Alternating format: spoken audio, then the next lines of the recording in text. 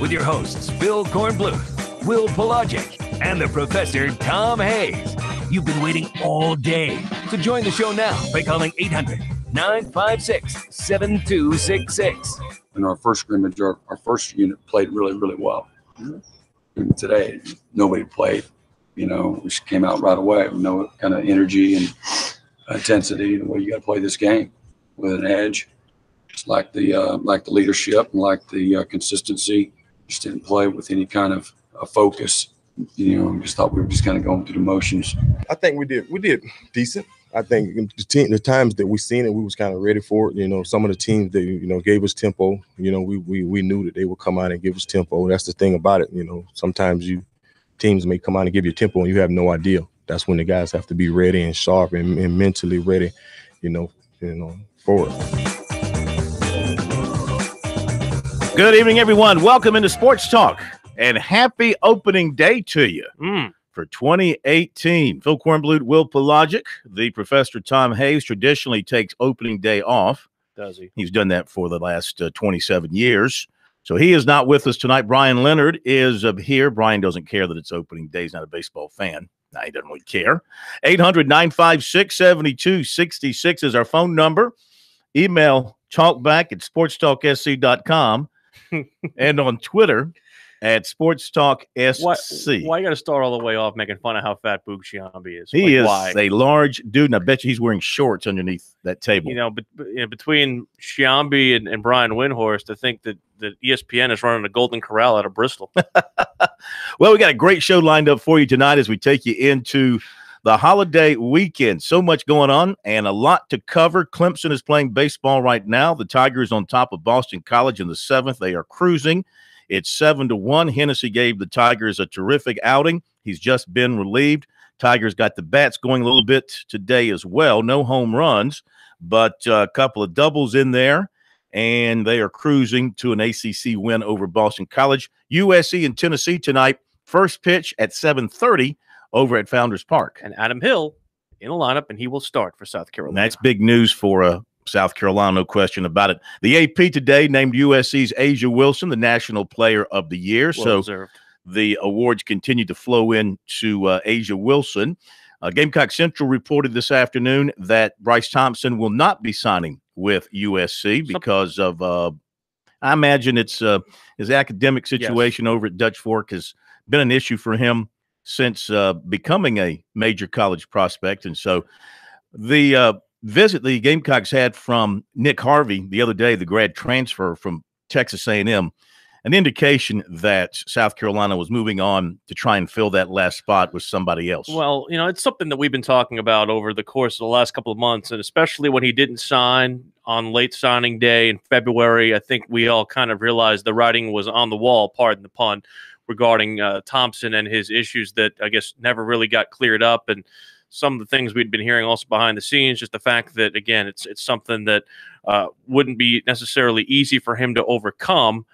And another part of this wrinkle is the fact that you're able to get an in-conference graduate transfer, so that bucks the rule that the SEC has where they make the transfers inside the conference sit an extra year, but that doesn't apply to the graduate transfer. So that's a nice little interesting wrinkle that the Gamecocks can try to take advantage of. If they get him. If they can get him. They're still in the process of trying to get him. How about this story from Clemson? Last night, two former Tigers, C.J. Fuller, Jadar Johnson, and the former Duke defensive tackle, Quaven Ferguson, arrested yesterday, armed robbery, possession of a weapon during the commission of a crime. This happening in Clemson, and the Clemson Police Department involved in this situation. Bad. And so these are a couple of guys, well-known Tigers, Johnson out of Orangeburg, Fuller out of Easley, and Ferguson also from Easley, who went on to play at Duke. And very surprising, people around the program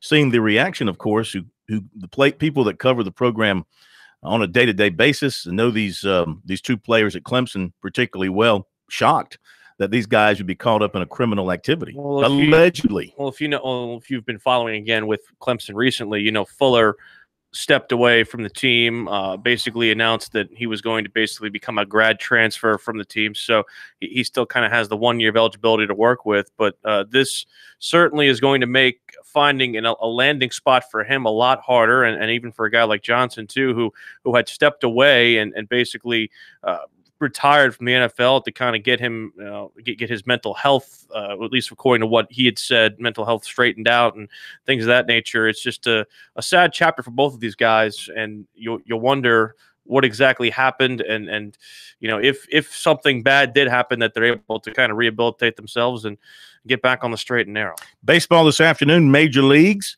And Giancarlo Stanton on a pace to hit 162 home runs or more for the Yankees. Did you hear the John Sterling call of it? I did not. Do we have it? We have it. Well, I'd love to hear it. Stanton, the National League MVP last year, swung on and drilled to deep right center field. It is high. It is far. It is gone. In his first Yankee at bat, Giancarlo non si può stopparlo. It is a Stantonian home run, a 2-run blaster right center in his first Yankee at bat, and the Yankees take a 2-0 lead. But not to be outdone. On the way, line to left center. That's a base hit for Rosario.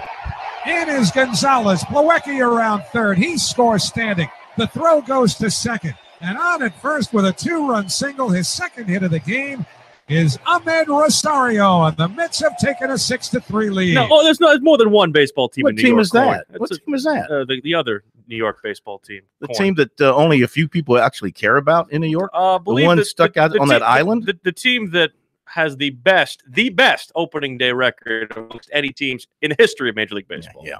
How many World Series? They have two of them. Yeah. They have 2 of them. Yeah, call me when you get to double figures. You think you'll be alive when you get to double figures? I mean, you think your great grandchildren will be alive? Will you be alive before your team gets another? That's the only. Oh, yes. I don't know about that. In fact, we're going for the Corn Triple Crown. Is that a fact? In 2018. Is that a fact? Celtics first. Won last night on a buzzer beater by Brown at Utah, where we hardly ever win. Yeah. When we get healthy, you were a very key contributor. We'll be a tough out. And then, of course, the Yankees with Stanton now on a pace to hit 162 home runs. By the way, Yankees are leading Toronto 4-0. Okay. And then, of course, the Packers with A-Rod. Minnesota and Baltimore tied 2-2. Houston leading Texas 4-0. Led off the season with a home run, did George Springer for the 2nd consecutive season. And the Red Sox, this sort of, puts a downer on my day. The Red Sox leading Tampa Bay 4-0 in the 8th. Angels and Oakland 5-4.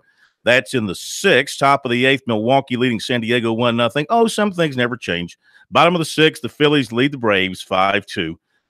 And in the 6th, the White Sox over Kansas City 8-4. All right, let me tell you what we got coming up. A return engagement with Mike Morgan, who originally, of course, was hired by us to be a Braves contributor. And he morphed into other things. So we can bring Mike back to talk Braves and talk about Final Four and SEC, ACC baseball, of course.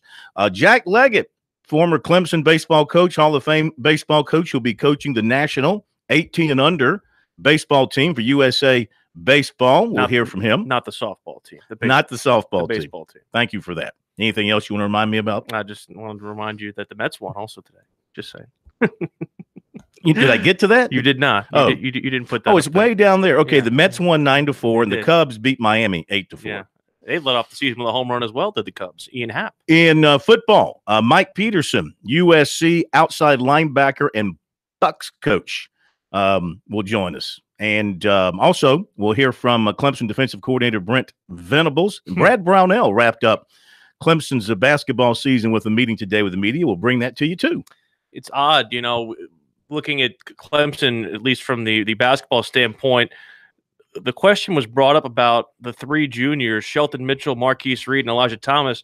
I thought that all 3 of those guys were cinches to come back, but apparently, according to Brad, and he'll go into this when we play the piece later, maybe there could be some fluctuation on those 3, possibly, doing other things. Well, I think 2 of them are about to graduate. From what I've read, they're going to put their names in for the NBA thing, but not retain the agent. This was before the press conference. I'd read this and leave the door open to come back unless they decide they want to go somewhere else to play their last year. Why would you do that when you've got the core coming back to make another run? I don't see how that makes any sense. All right, we'll be right back here on Sports Talk 800. 956-7266 is the number.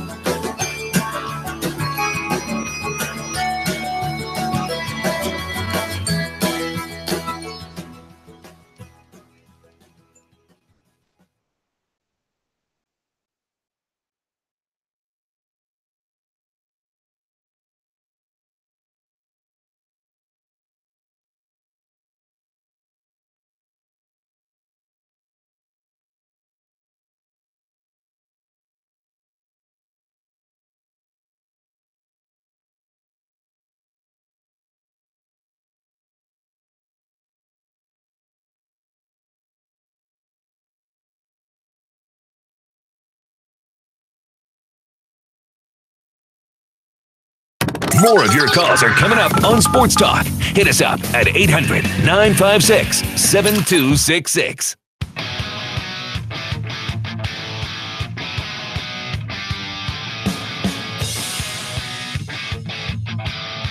Welcome back into Sports Talk, everybody. South Carolina Radio Network. Phil Kornblut, Will Pelagic here on a Thursday, heading into your holiday weekend. We wish you the best of the holiday weekend.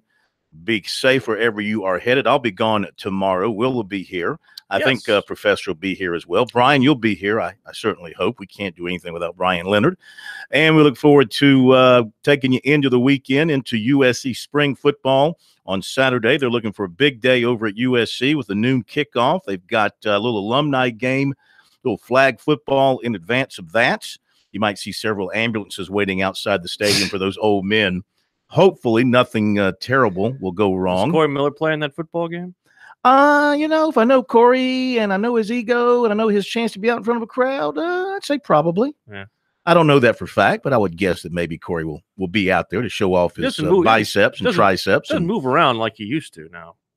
You know what? I saw a video of him in the gym. He was working to lose a few lbs and tighten it up a little bit. Is he? Yeah. 800-956-7266. Love to hear from you tonight, whatever's on your mind. Opening day, how are the Braves going to do this year? What do you think? What's your over-under on Braves wins this year? Now, I haven't paid any attention to the Braves in spring training. I'm sorry. Until they get good again, I'm not really going to care. But I know they got some good young players coming up. I saw where they sent one of their best young players down late in spring training. But what do you think? Can they smell the 500 mark this year? The over-under for their win total for the upcoming season is set by the folks in Las Vegas at around 74.5. That's inching up towards 500. Yeah, they won 72 last year. I think they could get to 70 wins. I don't know if they can get beyond 75. Yeah, that's kind of where I'm at. Again, it's such a massive rebuild for them that I think they're in the same boat with a lot of these other teams where they're not going to commit until they feel that all of their young talent has matured to the level that they believe they can contend. And I think so many of these teams tried to run out the clock. I mean, you saw the Royals do that this year by shedding a whole bunch of payroll. The Marlins have done the same thing. And again, they're probably, I would say, in the neighborhood of 10 to 15 teams in Major League Baseball in both leagues where you're looking at teams that basically are just going to punt on 2018. I'm not saying that that's necessarily what the Braves are doing, but that they're in the boat with all those teams right now. All right, 800-956-7266 up at Clemson. The Tigers leading now in the bottom of the eighth over Boston College, 7-1. They moved the start time of the game up to try to avoid some weather in the upstate, and the Tigers scored 3 in the first inning, 2 in the second to build a 5-1 lead, 7-6-2 for Clemson, 1-1-2 for Boston College, which is not having a good year early on. And Clemson got a chance now to add another ACC win after taking 2 out of 3 from Louisville. They're building a little bit of momentum here once again after that season opening sweep they had of Georgia Tech, followed by the being swept at home by NC State. Encouraging thing for them, they're getting runs without the long ball. I think they were reliant a little too much on the long ball earlier in the season, and because of that, caused that little mini skid that they had against NC State. And obviously what they've done over the course of at least the start this weekend, 5 for 11 with runners on base, 3 for 8 with runners in scoring position. They've only left 5 men on base, and they have 7 in. So they're getting on and getting over and getting in. But this team is not hitting. Beer is batting .264. Davidson's batting .275. Cromwell's down to .261. Teodosio's hitting .154. This is not the offense that Monty Lee envisioned going into the season. It's not, but I think one of the things, again, that they care more about that on-base percentage. That I think that's where Monty Lee, he has the old school, but he also puts in some of the new school, and the fact that it doesn't necessarily matter how they get on base. It just matters that they do get on base. And I think that's the one thing he said about Seth Beer too, when he's talking after the Davidson's the Davidson midweek victory, is that, you know, we're not worried about Seth Beer's batting average. We're just worried about him getting on base. And he 1 for 2 today with a run scored and 2 walks as well. So on base 3 times in 5 plate appearances. That's a good day for him and them. All right, South Carolina, Tennessee tonight, 7:30 on ESPNU. Hopefully, whatever weather is moving into the state and across the state won't get to Columbia in time to mess with it. But this is a critical early season series for a Gamecock team that has limped out of the starting gate in SEC play, winning just once in 6 games. They're only 14-11 overall. Tennessee, which has been down for a number of years, a bit of a good start for the Vols at 17-9 and 4-2. As Will mentioned, it'll be Adam Hill to the mound tonight for the Gamecocks. So you got to believe that he's feeling good. They wouldn't run him out there if he wasn't. And this gives the Gamecocks, if he's on his game and he's got his good stuff, it'll give them a shot tonight if they can push some runs across. Garrett Crochet, a freshman left-hander, will start for Tennessee. He's 2-2, 4.29 ERA. So not bringing a guy to the mound tonight for Tennessee, a left-hander with overwhelming numbers, though he does have 29 strikeouts and only 6 walks. So he's going to be around the plate. You got to figure that if you're a Gamecock hitter, especially if you're a righty, and get up there and get your hacks. Tennessee did not exactly get those victories, though, over really high powerhouse teams. They were able to create a bit of a gaudy record against some lesser competition in the non-conference. The one thing that is kind of an eye-opener is the fact that they did win their SEC opener at Ole Miss, but then lost the next 2 contests in Oxford. And Ole Miss at the time was ranked 8th in the country. They got the other wins, their other 3 wins by sweeping Alabama. They won the Friday contest, swept the doubleheader Sunday after Saturday was rained out. So I think Tennessee kind of has something to prove here on this, at least this part of the season. And not only that, for South Carolina, they just need a series win in the worst way, because they are sitting right now in a situation where, as you said, it's been since the second series of last year since they've had an SEC series victory. And a lot of that kind of stuff continues to take a life of its own if you can't, exercise that demon. Brett Gardner just went yard for the Yankees. So the College of Charleston grad is on a pace to hit 162 home runs this year as well. Red Sox hit an inside the park home run today. Don't care. We don't. Well, you don't know this. We don't talk Red Sox baseball on this show. We'll mention the score usually when they lose. If they happen to be winning, just to be fair, we'll mention that as well. But we don't go into details on the Red Sox. By the way, Jackie Bradley, if you're heading up to Toronto on Sunday, Saturday. What's the 31st? If you're heading to Toronto on Saturday, it is Justin Smoke bobblehead day. Oh, for the Blue Jays. Look at that. So if you want a Justin Smoke bobblehead up there at up in Toronto. Why? Because he's a popular guy up there. I know. Popular guy up there.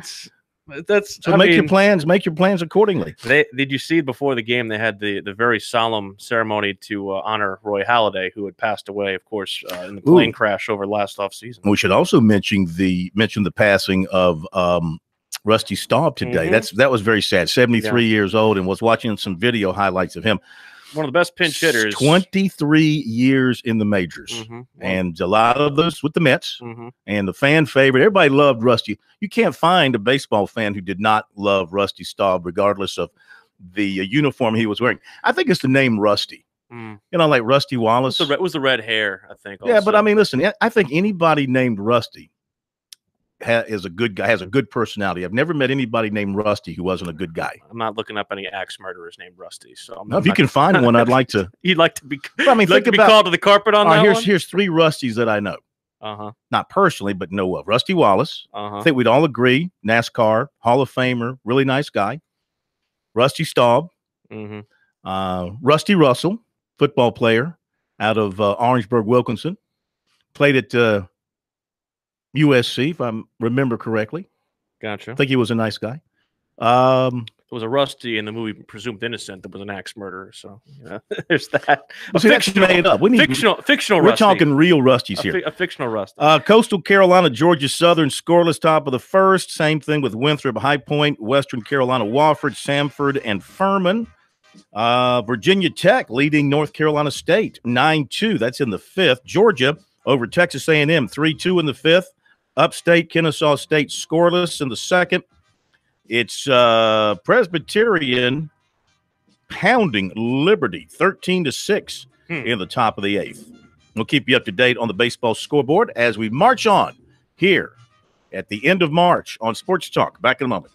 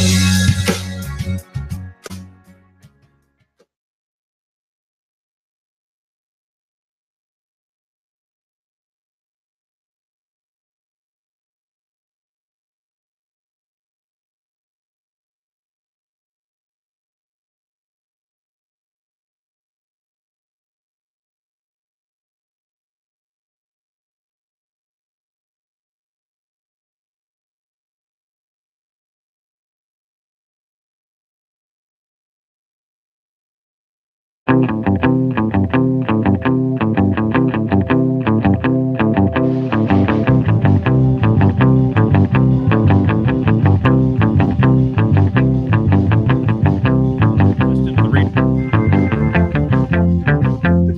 are back with you at Sports Talk, South Carolina Radio Network. Busy show unfolding for you tonight. Coming up, Brad Brownell will hear from the Tigers basketball coach. Jack Leggett going to coach the national 18 and under team.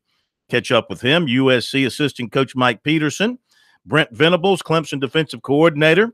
The money coach, Fran Halloran, at 7:30. He always has some interesting financial thoughts as they pertain to the sports world. And right now we welcome back, after a 2-week hiatus from Sports Talk, self-imposed, it is Mike Morgan on the move here on Sports Talk. And who better to have with us on opening day of the baseball season than Mike Morgan, brought to you by Founders Federal Credit Union, where their mortgage team is more equipped than ever to help you with the mortgage process, and by BP Skinner Clothiers. People nationwide get their custom-made suits and accessories from Brent Skinner. Very best in suits, shirts, pants, shoes, and more. Check them out online at bpskinnerclothiers.com. I saw a tweet from BP Skinner Clothiers, Mike, about a week ago, and he was outfitting Brandon Shell in a suit that was taking up a lot of cloth to try and cover that body. It's slightly more than my cloth. I mean, he's got players. He's got Marcus Lattimore. He's got coaches like Frank Martin. He's got TV celebs like man up there in New York and the Today Show, Craig Melvin. I mean, he's all over the place. Yeah. He's And he's got Mike Morgan, a Columbia phenom. He's got Mike and Morgan. He's got little old me in Atlanta. I mean, he's even reaching out to the peasants like myself to make me look good. All right, so it's opening day. I know the entire city of Atlanta has shut down, and all eyes and ears are on the Braves for this season. Well, not exactly, but there still is, I would say, guarded enthusiasm. And by that, I mean, nobody has any illusions of this is a postseason team. But unlike the last couple of years where it was a couple of young guys and just a bunch of rent-a players that you could not possibly be excited about, you know, the Bartolo Colones, guys like that. This year, it is going to be a little bit of star power, like Freddie Freeman and Ciarte, and then it's going to be a bunch of really young and exciting players like Ronald Acuna, who could be the rookie of the year, that are going to be the future of this franchise. So I think this is the first time in a couple of years where you really have something to chew on if you go to the ballpark and watch the Braves. I'm making my first trek out to that brand new ballpark. It's not necessarily brand new anymore, but still fairly new. What do I need to do over the 2 days that I'm there, Mike? Well, unlike Turner Field, where you'd go in, you'd watch the game, and then you'd quickly get out and hope that your wallet was still in your back pocket. Wow. The new ballpark gives you plenty of options. It's in a great part of town. The Battery, which is kind of the swanky name for all the restaurants and bars built around it, which is, you know, the new day and age of major league ballparks now. It's not enough to just have the stadium. People want to have things to do before and after the game. So you literally, when people say spend a day at the ballpark, now you can truly do that at a Braves game. It's not just the 3.5 hours of the game itself. You could sit there and have a really good sign, depending on what your choice of beverage is, before the game, and have some really good food options, not just hot dogs and Cracker Jacks, but really good quality food before the game or after the game. So you could have a lot of fun with it now. Let's talk SEC baseball with you, Mike. Mike Morgan on the move with us here on Sports Talk as we go into this weekend. Some series beginning today, some beginning on Friday. Georgia, a 6-game winning streak and 5-1 in the league, tied with Vandy for the best overall record. My goodness, how have they turned it around this year at Georgia? Well, you know, I had them 2 weeks ago, right before they played South Carolina, and I knew that was going to be tricky for the Gamecocks, and they don't usually play well at Foley Field anyway. But Georgia has what a lot of teams, like a South Carolina, like an Alabama, like a Tennessee, programs that are coming off tough years or tough stints, they have what you want, and that is some veterans to lead the way, but also some really good freshman that you can get excited about. Their Saturday and Sunday starters look like guys that are going to be high draft picks in a couple of years, and they're mature beyond their years right now. So they might save Coach Strickland's job if Georgia can sneak into the postseason this year, because it's been a really bad. People think South Carolina's going through a rough time. I mean, look at Georgia baseball. You're an hour and 10 minutes from Atlanta. You could recruit Cobb County alone and put together an SEC squad that should compete. But for whatever reason, since they fired David Perno, nothing has gone right in Athens. But maybe that'll change this year. We'll see. Is there another team on the horizon there, Mike, who you would say enters into the conversation as most improved or improved more than you might have thought they are? Well, I'm at Auburn this weekend. I'm going to tell you right now, Auburn's a team nobody's going to want to face. Now, they're top 10 in the country now, but nobody had that at the beginning of the year. Casey Mize might be the number one pick in the draft overall. The right-hander that starts on Friday night that has a nasty splitter. And they've got just enough guys and a good coach in Butch Thompson where they've turned it around in a relatively short amount of time. That's kind of the blueprint, I guess, if you will. Now, in fairness to some of these other new coaches, Butch Thompson inherited Keegan Thompson and Casey Mize, two pros. You know, that's something that most guys that just took over SEC jobs in the last couple of years did not inherit. That's a pretty good building block for a program that you're trying to put back on the map. But I think Auburn's a team that's definitely going to make some noise. And, you know, Tennessee, that series that South Carolina has, I've had Tennessee already this year. I will say this, their lineup's pretty anemic. They're not a great hitting team, but they have sneaky good pitching in the rotation. All three of those guys can give you a quality start. So if you're already struggling at the plate, you could continue to struggle against those starters. You shouldn't give up a whole lot of runs against that offense, but if nothing else, they're a lot stingier than they have been in a while. Visiting with Mike Morgan. Morgan on the move update from Clemson now. Tigers up 10-1 as they go to the top of the ninth, putting 3 more runs on the board in the 8th against Boston College. And so as you've made your rounds here early on in the SEC and talk with people about various teams and gotten the opinions of folks around the league about the teams, what seems to be the thought about what's happening with South Carolina? Do the experts around the league feel like the Gamecocks are just off to a rugged start and just some, they're 1-5, but they've got a chance still. And they have the makeup and the coaching to turn this thing around and have a successful season in the SEC play? Well, I think most people are like me in that they're shocked that people are shocked. This was a program that was not good last year, and I don't know what the expectations were that all of a sudden, because you fired Chad Holbrook, that this is going to be a team that is going to be, in Omaha and a super regional. I mean, they were picked to not finish to not get to the postseason. And right now they're looking like a team that's not going to get to the postseason. Look, I think Mark Kingston, I'm on record. I think he's a good hire. I'm familiar with him from his USF days, covered him in 2 regionals that he led the Bulls to. But it's still about players. Right now, I just don't see enough, particularly with the injuries, in that lineup to scare the opposing pitching quality. And you don't have the aces. You have one ace who didn't pitch last weekend, but you don't have the overall depth in your pitching staff that a top 10, top 20 caliber team has. So I don't know why anybody would be shocked if you looked at that team and that roster from last year and what they had coming back. I don't think it's that surprising that they're off to the start that they are. All right. Spring football games about to commence around the SEC, and you got about 30 seconds here to tell me who you most want to see, who you most interested in seeing as these games start to be played out. Well, look, I think it's really hard to judge defensive players because you can't hit anybody, so you don't play it like you normally do. It's almost like playing defense in an all-star game. I think spring games are all about the quarterbacks, and I want to know what Jake Bentley, how he's improved, how sharp he looks. I think that's for everybody going to a spring game. It all starts with your eyes on the quarterback, and I think Jake Bentley's got a chance to have a really good junior year. Mike, we appreciate it, my man. Have a great holiday weekend, and we'll be back with you next week.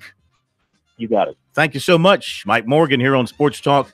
Morgan on the move. We'll be back with more in just a moment. Recruiting is coming up, and Clemson B-ball coach Brad Brownell.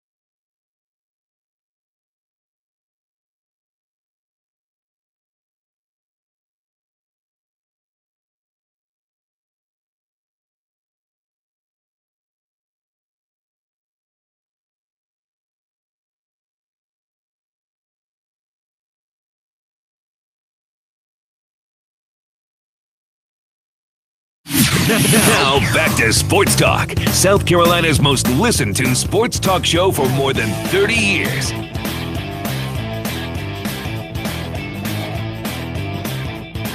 Have you been to that new ballpark yet, Atlanta? No, sir. No, sir.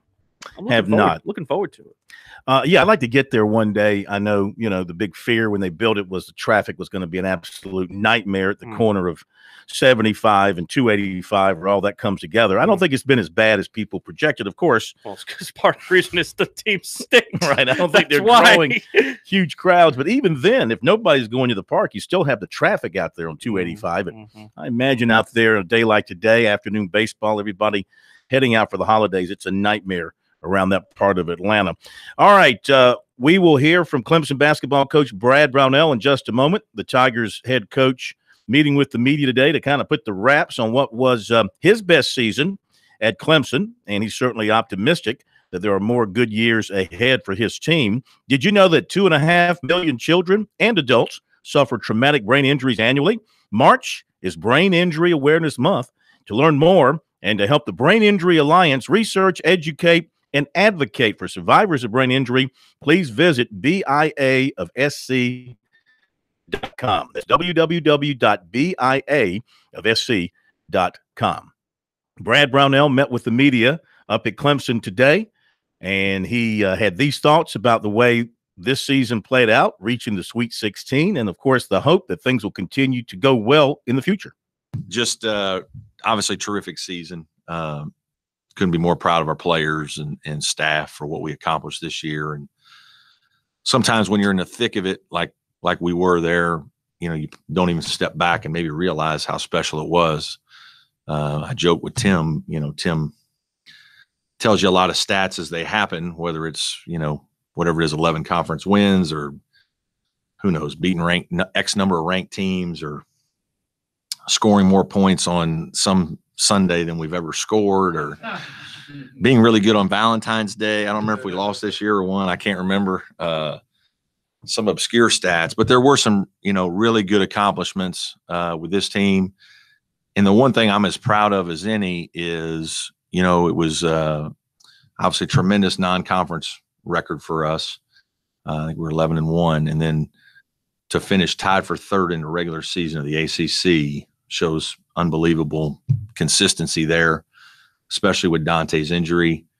And then to go into the postseason, win a game in the ACC tournament, lose in the semifinals, and then again be consistent in the NCAA tournament. Hard to be good in all those areas all the time. And so I think our team showed an unbelievable consistency level, especially under a difficult situation with Dante's injury. So I couldn't be more proud of what this team accomplished. I thought we just played extremely well together. We're unbelievably coachable group, and really unselfish team that got about everything they could out of their talent level. So very rewarding for all of us. Glad to see some of the accolades that some of our guys are gotten. Really excited for Bobby to be down there in San Antonio right now.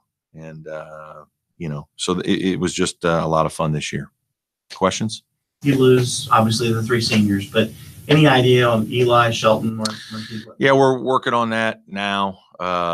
Been talking to some of them this week and hope to probably put something out next week with kind of where all three of them are and what they're going to do. We certainly want to support them like we've done with other guys through the years. And each individual case is a little bit different, and we've got to kind of work through it with them and figure out where it is with all of them. Obviously, two of them will be graduating. Marquise and Shelton will be graduates. Eli still has a little work to do, but those guys are graduating, and so we got to talk about all the options, and we're kind of working through it right now. There was a report that you were going to, or that D-Red wanted to sit down with you and try to get an extension done pretty soon. Do you anticipate that pretty quickly? We've had a couple preliminary talks. I met with Graham yesterday for a while, and so I know that we're going to continue to do that, and I'll get with D-Rad soon, I would assume. But yeah, we've had conversations, and we talk a lot throughout the season, and so in every season. And so I know that's all coming. All right, Brad Brownell. So got some news coming out of Clemson next week about the guys who are eligible to maybe throw their name in the draft, things of that nature. So we'll keep a close watch out on that. I saw where a top recruit who signed with Syracuse has decided to skip that and not go to college for a year and go ahead and jump into the was it the G League I saw he was going to go into? Can you do that? Can you go right from high school to the G League? Is that what I saw? I don't think you can. Maybe it was an overseas league he was going to. Oh, I just skipped it. Yeah, it says this is Darius Basley, signed with Syracuse, broken his commitment, will instead go and play in the NBA G League. He told this to Yahoo Sports, so I guess you can do that. Didn't realize you could go right to the G League. I thought you had to go overseas or something like that. He's a 6'9" small forward from Cincinnati. Thinks his best opportunity will be in the G League instead of going overseas. Which, you know what? We talked about this several weeks ago. If you have a player like that who's ready to go, then let him go. Let's let him go, but then let's change the rule that if you come to college, at a minimum, it's a 2-year commitment. I'd love to see a 3-year commitment because I'd like to see college basketball teams once again be able to build that relationship with the fans and have a place on campus and at least an attempt to be a student, an attempt to get your academics and your degree. But if you're one of the great ones and you feel like you can go right to professional basketball somewhere, then go. But let's cut out this one and done nonsense for college basketball. To be clear, he's the first person to go ahead and make this move. And I think the way this works, I'm not sure, but it means that he can play on a G League team, but he's not eligible, I believe, for a call-up to the NBA right away.